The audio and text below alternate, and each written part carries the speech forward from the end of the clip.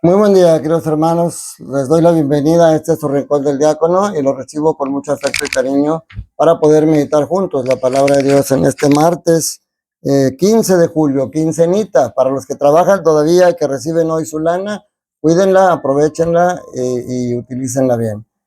Bien merecida por el esfuerzo que tuvieron de trabajo durante los 15 días. Y en la iglesia celebramos la memoria litúrgica de San Bienaventura, obispo y doctor de la iglesia.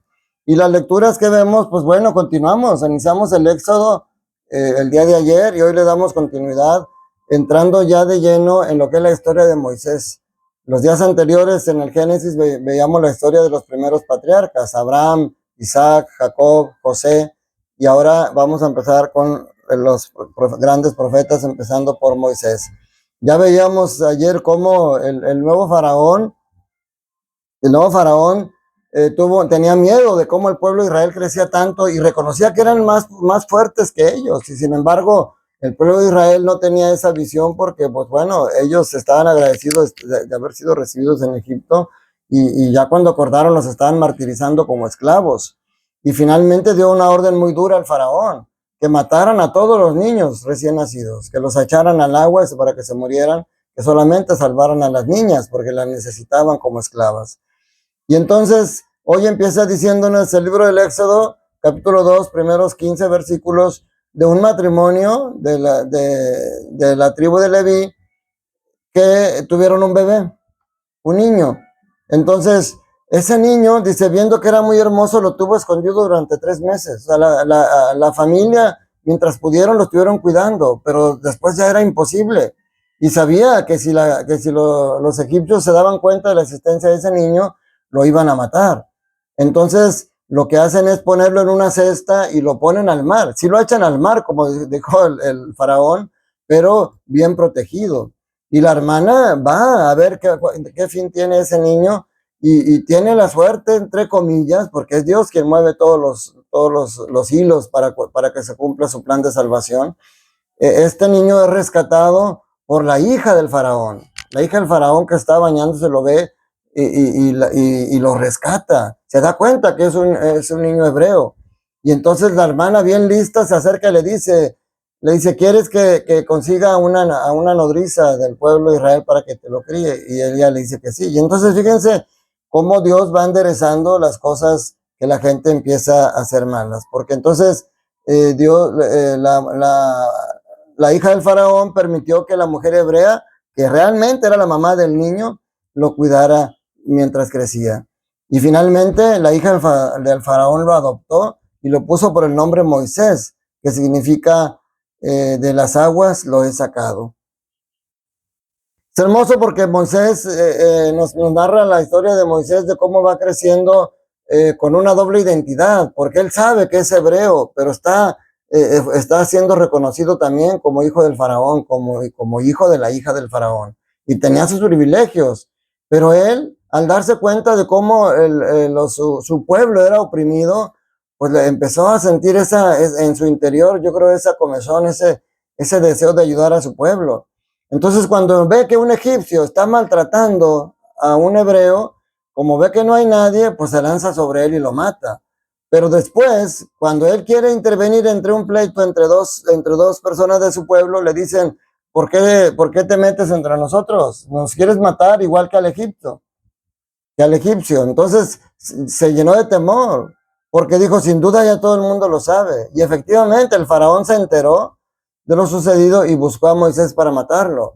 Pero Moisés huyó lejos del faraón y se fue a vivir al país de Madián. ¿Se fijan cómo va con los madianitas? Dios va entretejiendo el plan de salvación para que Moisés pueda regresar después ya como instrumento suyo para liberar a su pueblo. Lo veremos más adelante. Hoy seguimos con el Evangelio de Mateo, capítulo 11, versículos del 20 al 24. Fíjense, hay tierras, terrenos que a veces están muy secos y dan muy poco fruto, pero con que llegue un poquito de lluvia, empieza a florecer y empiezan a dar frutos. Y hay otras tierras que aunque llueva no dan frutos. Ese ejemplo el Señor lo utiliza ahora para reprender a las ciudades que habían visto sus numerosos milagros. porque a veces esto va a ser una gran lección para nosotros, porque nosotros hemos visto grandes milagros de Dios en nuestra vida, pero yo como soy diácono, pues bueno, yo merezco esos milagros, ¿verdad? Yo como soy sacerdote, pues incluso yo hago presente en la Eucaristía al Señor. Y entonces empezamos a tapar con con esa aparente obras buenas que hacemos, y no nos damos cuenta que seguimos alejados de Dios, que en el fondo sentimos envidia, que en el fondo sentimos lujuria, que en el fondo a lo mejor yo no me doy cuenta que estoy amasando muchas cosas materiales y me estoy olvidando de las cosas espirituales. Entonces, tengo que ver realmente cuáles son los frutos que estoy yo dando como diácono, cómo me ven en mi comunidad. ¿Realmente me ven como una persona de provecho que les ha ayudado a acercarse más a Dios? ¿O me ven como una persona soberbia que cree que lo sabe mucho?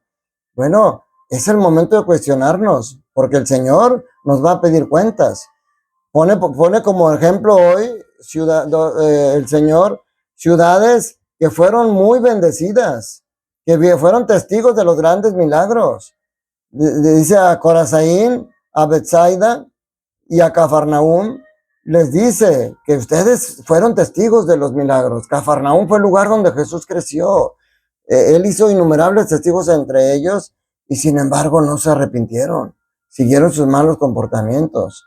En cambio les pone como ejemplo dos ciudades, Tiro y Sidón, que eran ciudades paganas, y sobre todo incluso les habla de una ciudad ya desaparecida como Sodoma, y les pone como el ejemplo de que si ellos hubieran recibido esa atención que recibieron estas ciudades, si hubieran visto los milagros de Jesús, ellos se hubieran arrepentido. Porque se los dice literalmente.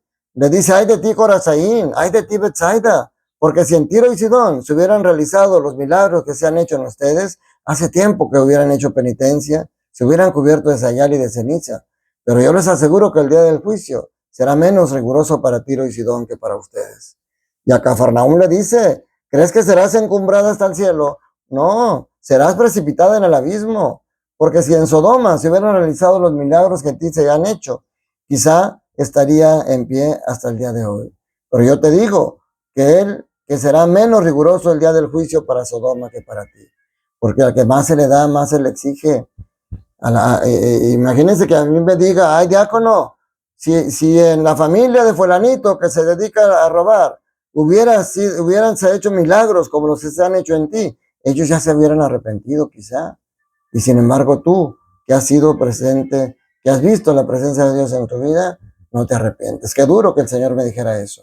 Obviamente yo estoy trabajando con la ayuda de ustedes, con la oración y con estas meditaciones y con las actividades que tengo en el templo, en mi parroquia de María Madre de la Iglesia, a quien les mando un fuerte abrazo.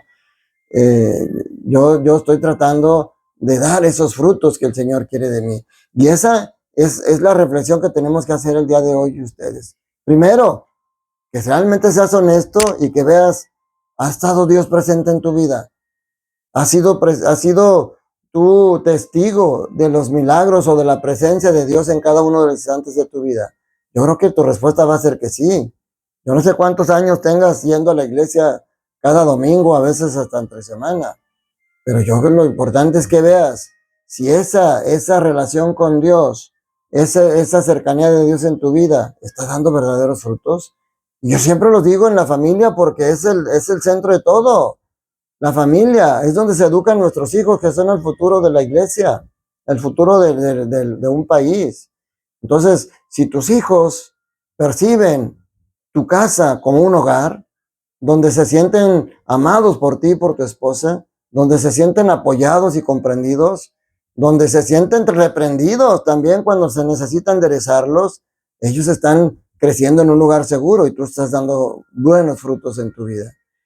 Pero si tus hijos tienen miedo de estar en casa, porque siempre estás borracho, porque los maltratas, porque nomás los oyen discutir a ti y a tu esposa, que se la pasan peleándose, pues perdóname, pero esa presencia de Dios en tu vida no ha dado verdaderos frutos. El Señor quiere que la vida eterna la empecemos a gozar desde ahorita, pero nosotros tenemos que poner mucha parte de nosotros. O sea, no es una paz pasiva. La paz que en medio de tanta inseguridad que tenemos, debemos de tener la paz de Cristo en nuestro corazón. que a lo mejor me matan en la calle, como mucha gente ha muerto inocente por una bala perdida, pues a lo mejor yo no tengo ese control. Lo que sí tengo el control es de buscar que si llega a pasar eso, el Señor me encuentre en ese camino de lucha en contra del pecado, para que mínimo pueda ir a purificarme al purgatorio, para un día estar en el reino de los cielos. Pero si yo soy de los que andan matando gente, de los que andan asesinando, de los que andan en el narcotráfico, pues cuidado, porque puedes estar viviendo una vida muy lujosa ahorita, pero estás camino de la perdición. Dios te ama, no importa cuál sea el mal que hayas hecho, Dios te ama, no ama lo que haces. Si tú eres un infiel, si tú eres un mentiroso, si tú eres un borracho, Dios no ama lo que haces, pero te ama a ti y quiere que te conviertas y quiere que seas una persona diferente, porque en tu corazón está escrita la ley de Dios y en tu corazón está el Espíritu Santo con el amor que fue derramado por el día de tu bautismo. Juntos, ustedes y yo, seguimos caminando, tomados de la mano, aunque estemos a una gran distancia donde están ustedes y donde estoy yo, estamos tomados de la mano a través de estas redes para seguir buscando que el reino de Dios se haga presente en nuestras vidas. Y que la bendición de Dios Todopoderoso, Padre, Hijo y Espíritu Santo, descienda sobre ustedes, sus familias, trabajos, escuelas y permanezca para siempre. Te mando un fuerte abrazo, cuídate mucho y recuerda, Dios te ama y quiere que seas feliz.